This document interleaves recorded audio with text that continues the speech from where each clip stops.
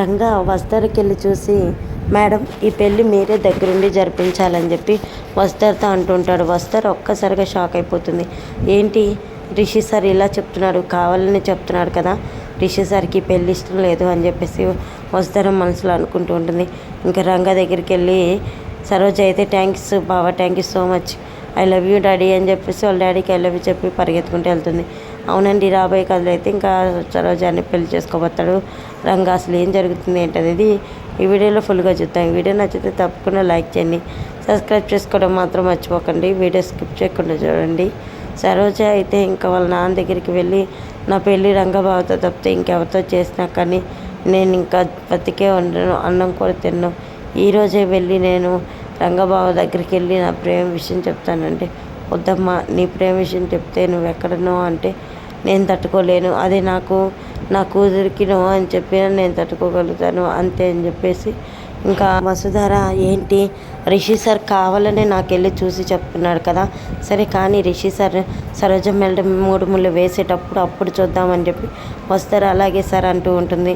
ఇంకా రాధమ్మ అయితే చాలా సంతోషం రా, నువ్వు వచ్చి పెళ్ళికి ఒప్పుకున్నావు, ఎక్కడ రంగా నువ్వు కాదంటావు, ఎక్కడ సరోజిని రంగాన్ని చేస్తావని చాలా భయపడ్డాను, నువ్వే నీ అంతకి నువ్వే వచ్చి పెళ్ళికైతే ఒప్పుకున్నావు అని చాలా సంతోషపడుతూ ఉంటాడు.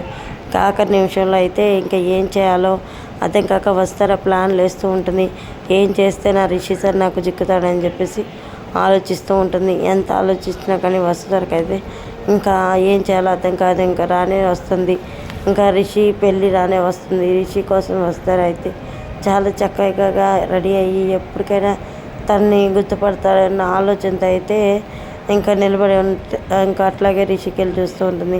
ఏంటి మేడం పెళ్లి పనులు ఎక్కడి దాకా వచ్చాయంటే, అయిపోయినాయి సరే మ్యాక్సిమం అయిపోయింది, మిమ్మల్ని ఇంకా మీ మీ సరోజ మీ మరదల్ని ఇద్దరిని కారులో ఊరేగింపించడమే లేట్ అని చెప్పగానే, లేదు మేడం సరోజ మెడలో 3 ముళ్ళు వేయాలా 6 ముళ్ళు వేయాలా అడుగుదామని వచ్చాను, మా గ్రానికి అయితే ఎటు లేదు కదా, మీకు తెలిసే ఉంటుంది కదా ఎన్ని ముళ్ళు వేయాలో చెప్పండి అని చెప్పేసి అనగా, ఇంకా ఆ విషయంలో ఇంకా నాకు తెలీదు అని చెప్పేసి వస్తారంటూ ఉంటుంది.